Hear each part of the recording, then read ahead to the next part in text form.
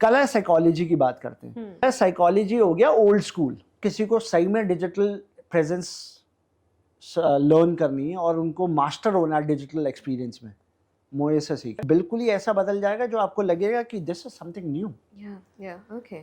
अगर आपका digital experience बहुत अच्छा है तो आधा वर्क तो वहीं हो गया, जो कि अभी इंडिया में ब्रांड्स वहीं लैक करते हैं। मैंने आपको बताया था वो स्टोर में 2 करोड़ लगा देगा मगर वो वेबसाइट पे वो पैसा नहीं लगाएगा। Comparatively the people, how many people visit your store comparatively how many people can visit your website is higher। किसी भी फेमस ब्रांड्स ने टाइम टू टाइम अपने आप को रीब्रांड करा। All these thing you need to incorporate into your brand if you want to become a world class brand।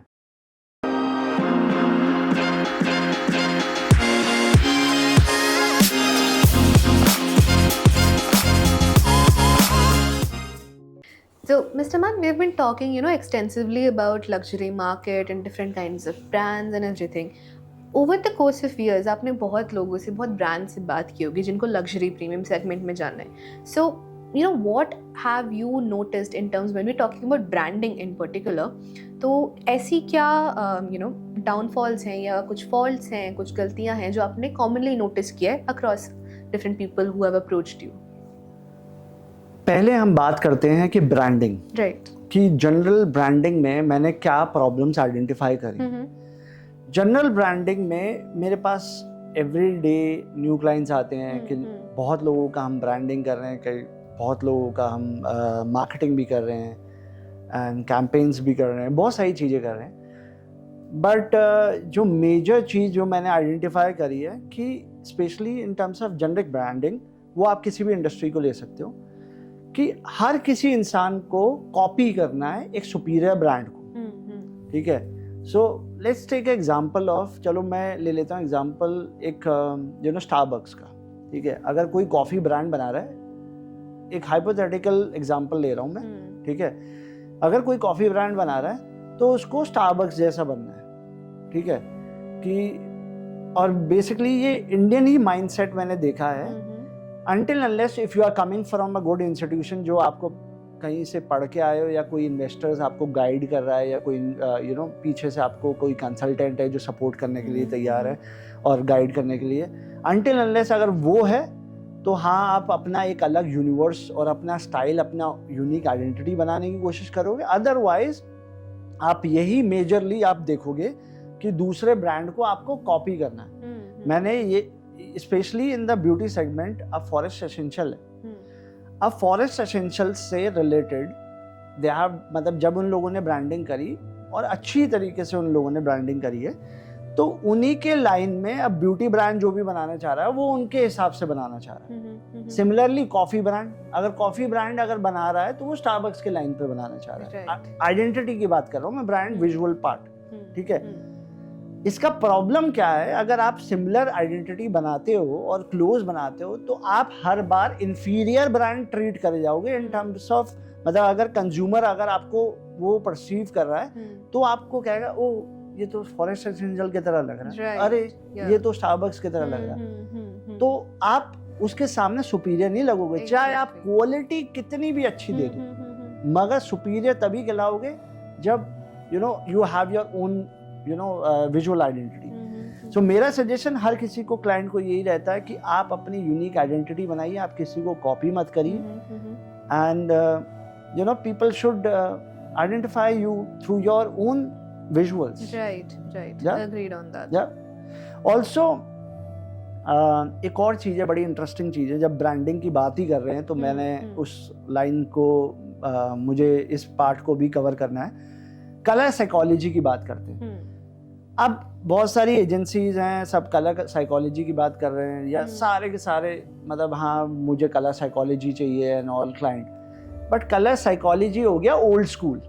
अब कोई colour psychology का कुछ वो नहीं है। ऑब्वियसली हाँ ठीक है, उससे थोड़ा सा कनेक्शन बनता है कि ये इंडस्ट्री है, क्योंकि ये कलर साइकोलॉजी जब बनाई गई थी तब उतने ब्रांड्स पूरे वर्ल्ड में नहीं थे। आज this is everybody is flooded with the brands. ठीक है, तो अब आपको बेटर अपग्रेडेशन करना पड़ेगा इन टर्म्स ऑफ कि कलर साइकोलॉजी तो ठीक है, बट आप क्या बेटर कर रहे हो। राइट, ठीक है, तो कलर साइकोलॉजी ओल्ड हो गया. अब हम भी क्या करते हैं, being agency, so we always try to figure it out and come up with the unique colours. Okay, so कुछ एक कलर पैलेट में एक ऐसा यूनिक कलर लेंगे जिससे एक ह्यूमन ब्रेन में वो इजी टू रिकॉल हो जाए. ओके, हमने अभी एक रिसेंटली फैशन ब्रांड करा है, luxury evening wear, I can name it Rem. So it's a very good brand and startup, and हमने होलोग्राफिक कलर उनको दिया. सो थोड़ा सा sometime you have to use the colour looking into the consumer brain and how the human will react to that color. So इसका भी एक connection होता है. I'll give you few examples of color success as well. Bombay Sapphire. Right. Yep. It's a very good brand, very good color. They have selected very unique color. So if you see the Bombay Sapphire bottle placed in the bar, so Bombay Sapphire bottle always stand out. Exactly. Yep. सीधे आपका attention उसके तरफ grab होता है. Very clever with the color. Second, Tiffany blue. Yes. So everywhere Tiffany blue, known from, you can identify this is Tiffany. So this is the new rule for the colors, and I think so colors plays a very important role. It's not like कि हमने कोई भी colour उठा के अपना brand बना लिया. उसके पीछे एक पूरी साइंस और रिसर्च होती है उसके हिसाब से. Right. एक और पॉइंट है जो कि मैंने एनालाइज करा है थ्रू माय एक्सपीरियंस. गोल्ड और ब्लैक, लोग कहते हैं कि ये लग्जरी कलर है, ये ओल्ड स्कूल हो गए. आप आजकल के ब्रांड्स उठा के देख लो या पुराने ब्रांड्स भी उठा के देख लो, तो कोई भी अब वो वाला नहीं रह गया कि गोल्ड और ब्लैक वाला अप्रोच है. Right. आप किसी भी कलर में अपना लग्जरी ब्रांड बना सकते हो. गोल्ड और ब्लैक सिर्फ लग्जरी से रिलेटेड नहीं है. That's a old school approach, so it's better to change it. Right. So yeah. ये नोटिस भी हम काफ़ी करते हैं when clients approach us, either they wanted to create something similar or they follow these old school thoughts of colors, yeah, how they want to present it. Now when we talk about branding, it's not just visuals again. So उसके साथ साथ और क्या चीज़ें branding में, एक हमने visually तो देख लिया उसको, but there, as you mentioned, a lot goes behind it. So what goes behind it?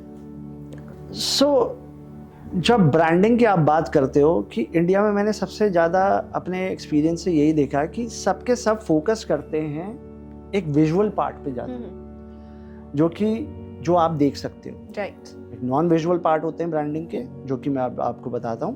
पहले विजुअल पार्ट पे अगर आप देखते हो तो विजुअल पार्ट पे लोगो, कलर पैलेट, टाइपोग्राफी और identities, packaging, whatever you are doing, as you can see it. Non visual part is your brand strategy and branding.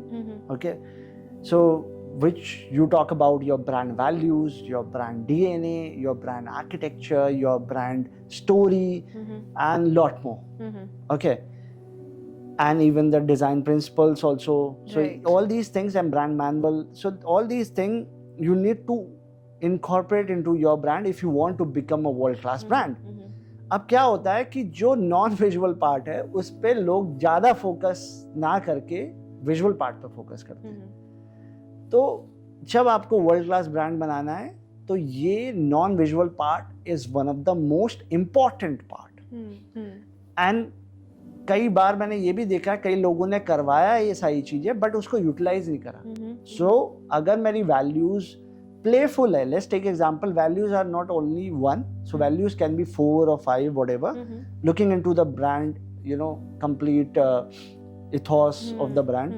So here आपका अगर brand playful है, so you will try to use a playful campaign, you will try to use a playful packaging, you will try to use a playful post for the social media.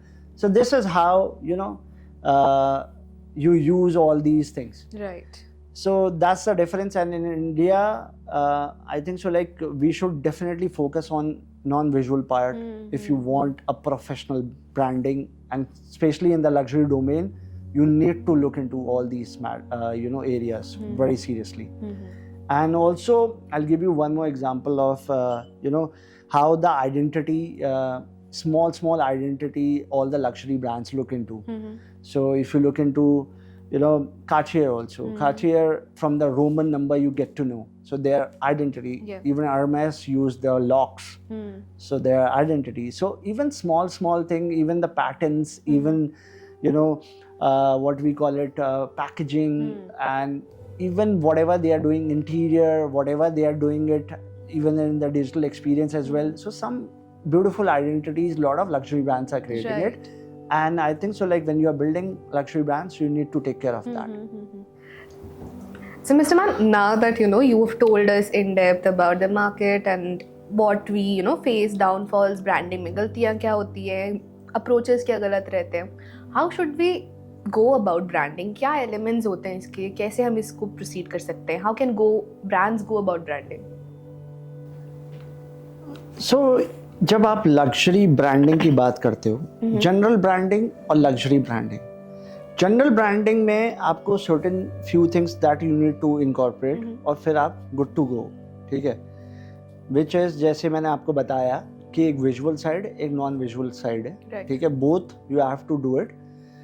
When it comes to the difference क्या होता है luxury branding में, सो आप दोनों चीज़ें वहाँ भी cover करते हो, but more into the detailing. जब आप बात करोगे किसी भी चीज़ की, एक उसका रिलेशनशिप होना चाहिए कि why this happen. Obviously general branding में भी होता है, बट स्टोरी टेलिंग प्रोसेस अगर कर रहे हो तो more artistic style approach if you go for it, specially for the luxury domain, works well, ठीक है. Whereas in the general branding अगर थोड़ा सा आप नॉर्मल ब्रांडिंग कर रहे हो with some facts and figures, that works well, okay, but in the luxury domain you have to do the storytelling, the attention to the detail.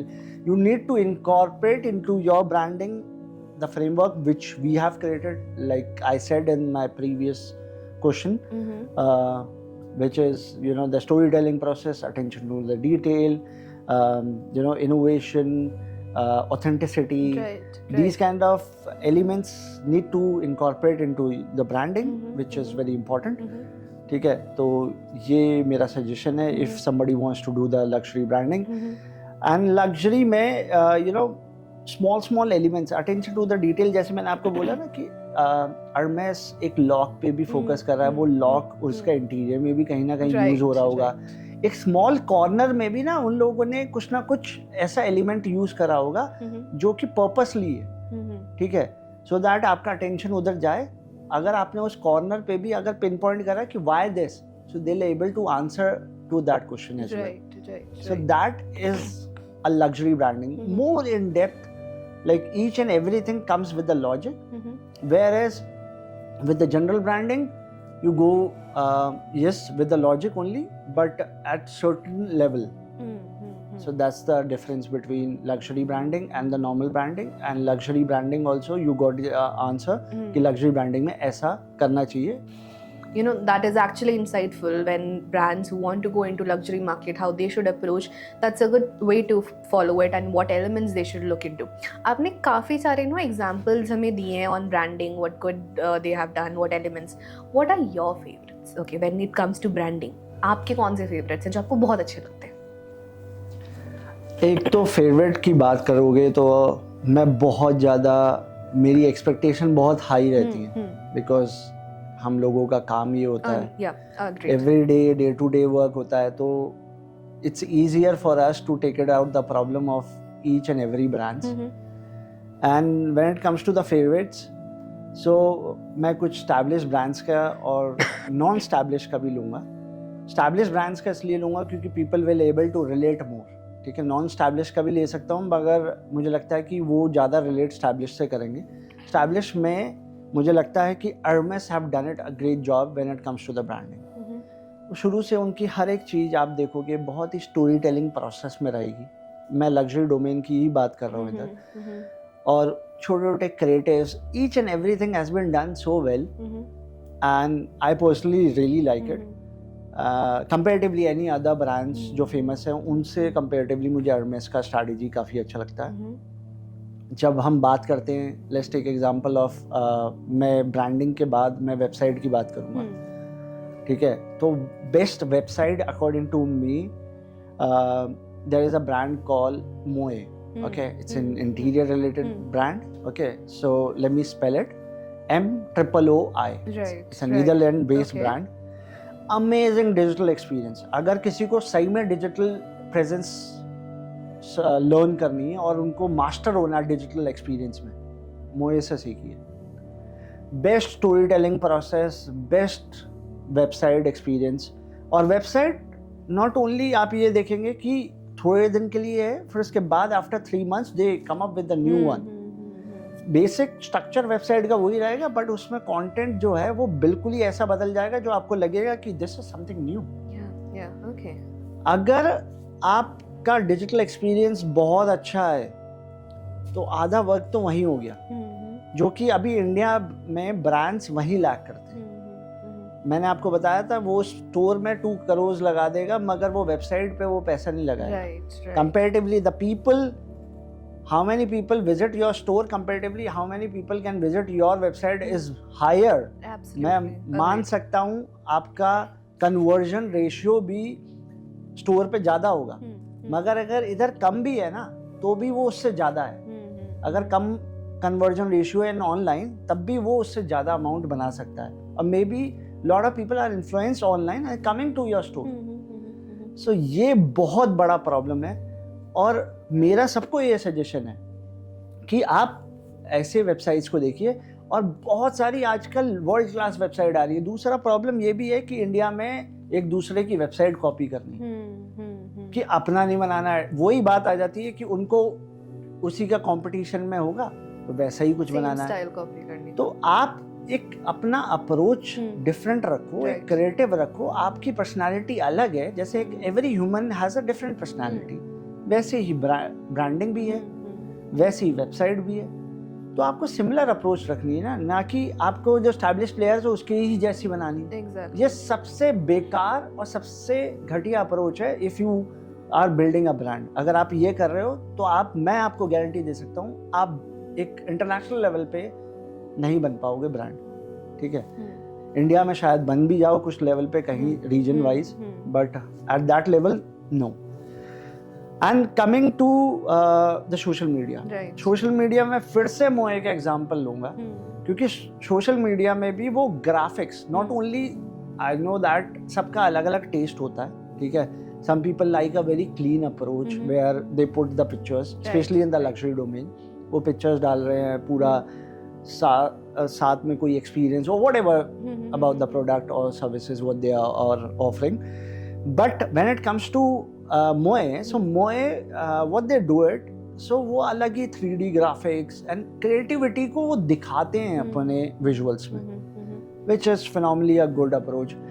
अब क्या होता है कि सोशल मीडिया में भी मैं आपको बात बता दूं कि डिफरेंस क्या है कि हमारे यहाँ आपको विजुअली अच्छा तो बना सकते हैं, बट उसके पीछे आपने ट्रिगर्स इंटीग्रेट करे हैं to attract the luxury audience.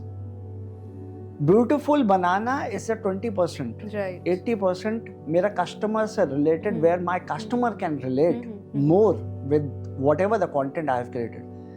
So big blunders, हमारे कंसिस्टेंसी नहीं है हमारे ब्रांड्स में. इंडिया में ब्रांड्स में वो कहीं किसी दिन कुछ और कलर्स है, किसी दिन कोई और बात है, happy Diwali and all XYZ thing. Only they are talking like you know on the basis of different events and all. You should talk about your values, you should talk about your DNA, you should talk about again new collection storytelling. मतलब इस line पे आप बातें करो, ना कि सिर्फ आप विश कर रहे हो. ऑब्वियसली आप फेस्टिवल पे विश करते हो, but incorporating your values also in that. And creativity का अगर आप लेट्स टेक एग्जांपल, आप सही में कुछ ऐसे बिजनेस में हो like interior, so it's more related to creative work, so आप क्रिएटिविटी रिफ्लेक्ट करो ना अपने डिजिटल एक्सपीरियंस में. अगर वो ही नहीं कर पा रहे हो तो आप मेरे हिसाब से तो वो इंटीरियर से रिलेटेड आप वर्क नहीं क्वालिफाइड हो, because digital plays a very important role. आप शो करो वहाँ और there is no looking back. How big potential this digital experience will get you. People really underestimating this. Very much agreed on Yeah? that. Yeah. You know, that's an interesting pointer because काफ़ी लोग innovation का जब आती है बात, you know, they overlook these things कि we have a static thing तो उसी को follow करते हैं, not reinventing the wheel but अपना एक input काफ़ी time पे रह जाता है वहाँ पे, which is why we see, you know, many of these brands who enter into luxury do not reach the potential that they have, and I'm sure people who want to go for luxury interiors, they definitely should check out Moe here. To kind of culminate all these things together, abhi branding ka, I have one last question for you. You know, all these established brands that are there, should they look into rebranding? Or if you're into the luxury market, should you be looking into rebranding from time to time? Yes, so rebranding भी बहुत important part है, जो कि multinationals or big companies do understand about the rebranding concept. ये मेरा focus है towards, you know, old generation people who are working and उनको लगता है कि हमें जो हमारी पुरानी आइडेंटिटी है वो नहीं बदलनी है. लेट्स टेक एग्जांपल, अगर 50 ईयर से वो बिजनेस में है, वो कहते हैं हम तो ऐसे ही है, हमारा यही ब्रांडिंग है, पीपल हमें इसी से ही देखते हैं, परसीव करते हैं. तो रीब्रांडिंग अगर आप निकाल के देखोगे हिस्ट्री, किसी भी फेमस ब्रांड्स ने टाइम टू टाइम अपने आप को रीब्रांड करा है, हर एक फेमस ब्रांड्स, ठीक है, इवन इन द लग्जरी. और अगर रीब्रांड आपको सही में देखना है इन द लग्जरी का एग्जांपल मैं आपको दूंगा तो Barbari is a great example. Barbari बहुत जल्दी अपने आप को रीब्रांड करता है, जैसे ही न्यू क्रिएटिव डायरेक्टर आता है तो then change it, new character, you know, creative director comes, then complete new branding. So I think so like every brand need to put some sort of newness time to time, क्योंकि फिर otherwise आप old हो जाओगे, आप काफ़ी boring हो जाओगे. अगर आपके पास कुछ नया नहीं ऑफर करने के लिए क्लाइंट के पास, तो कुछ एक वाव फैक्टर एक लॉन्ग टाइम तक आप क्रिएट नहीं कर पाओगे. तो मेरा सजेशन यही है कि अगर आप सोच रहे हो कि हमारी पुरानी आइडेंटिटी नहीं बदलनी चाहिए, तो on the similar line we can find it out a rebranding, but obviously थोड़ा तो चेंज करना पड़ेगा. और इट्स इम्पॉर्टेंट, अगर आप नहीं करोगे तो after certain period of time you will be, you know, seeing the difference in sales as well. But definitely the rebranding plays a very important role and you need to change it as the consumer behavior is changing. Correct. Also, one more last thing about to you know, to complete this question. So you need to look into the consumer. Like मैं 50 years पुराने brand की बात कर रहा हूँ, तो जो आपके फादर्स के टाइम के ब्रांड्स थे वो आज आपको शायद अच्छे नहीं लगेंगे. तो वो वाला ब्रांड आज, वो वाली ब्रांडिंग आपको मतलब अट्रैक्ट नहीं करेगी. आपको आजकल के जनरेशन के अच्छे लगेंगे. अगर उस फादर की जनरेशन ने आज अपने आप को मॉडिफाई कर लिया होता आपके हिसाब से, तो उसका बिजनेस किस लेवल पे ऊपर जा सकता है इमेजिन नहीं कर सकते. So that everybody need to understand. That's a, you know, very valid thing. I think जो brands काफ़ी time consider नहीं करते हैं on rebranding, and which circles back to the point you mentioned initially, innovation and, you know, dynamically changing yourself with the changing taste of consumers, कि वो continuous evaluation and progress रहना चाहिए. So I think that was a very in-depth session on branding. Coming to a few questions from you, okay, to just get your insights. I'll be putting up a few names of our brands. I want to know how you evaluate them into mass, premium and luxury, because of course there's a distinction that people overlook. I would like to know how you just, you know, bifurcate them and where do you put them as. Okay? So the first one, Michael Kors. You want me to put premium, mass or luxury? Yeah. Okay. So Michael Kors I will put in premium segment. Okay. Because I feel like in India people call it luxury brand, a lot of people. So but Michael Kors is not the luxury brand. It's a premium brand. It's a value for money brand. Okay. Yeah. I think this segment is gonna break a lot of myths and preconceptions that people have. Yeah. So the next one, Ralph Lauren. This is also a premium brand. Okay.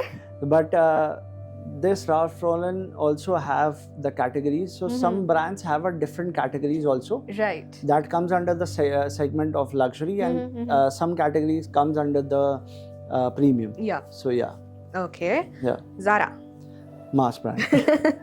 A lot of people think so. It's a luxury. Some people luxury, and some people think it's a premium. Again, I told you, like, everybody have a different definition of luxury. So, but this is what I think as a luxury expert, the brand should fall into this category. Into the mass segment. Lemon Tree. Lemon Tree is in premium segment. It's in the premium segment. Yeah, it's a premium hotel. Ray-Ban. Again, it's a premium sunglasses. Okay. How about Starbucks? Starbucks in India, a lot of people think it's a luxury coffee brand, but I still feel like luxury coffee brand is completely a different thing.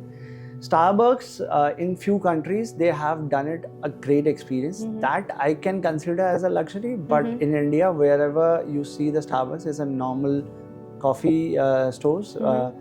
Whereas in Japan and few other countries, in Milan, so they have a big Starbucks where they have a very different experiential thing, roasting and a lot of new things. So I think so, like that I can consider luxury, but here looking into the Indian market, premium side. Right. So you can differ that according to the countries and the experiences. Yeah, absolutely. Even like if you talk about the brands like I said, so entry level brands. Let's take example of Armani. So Armani Exchange is the entry level. Yep. Giorgio Armani is a bigger brand. So they have sub brands, not the sub brands, but a completely different brands for the different targets. Right. So yeah.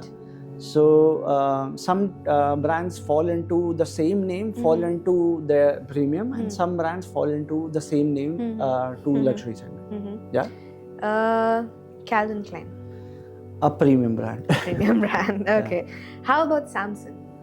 Samsung is also a premium brand. Okay. In India, a lot of people, again, few models comes under the luxury segment. I personally feel like in phone industry, cell phone, so there is a lot of scopes for becoming a luxury brand, because I can't even say that Apple is the ultimate luxury brand, because again, so there are few parameters you need to follow, and especially in the luxury experience is very important. So, and how your salesperson is interacting, and plus overall journey with the brand. Right. So a lot of things comes like into the picture when it comes to the luxury. So let's take example of Apple. So if I'm going to the service center, so how my experience looks like. So yeah, not really good. And it's same with the Samsung. And Samsung, you can buy it even in the small shops. So again, there is a space when it comes to the cell phone in the entire world. There is a brand called Virtue. So but again, they are not good with the tech that good like the Apple and other players are good. So I think so, like that's a good space where the brands can do a wonderful, or maybe create a category which is completely for the luxury, but definitely they need to follow that parameters to become a luxury brand. Agreed on that, because Samsung, we ideally associate it with technology and phones, even though there are different segments that are there. But that's the first point that comes to mind, and totally, on that point. Yeah. ITC, luxury. It's a luxury brand. Yeah.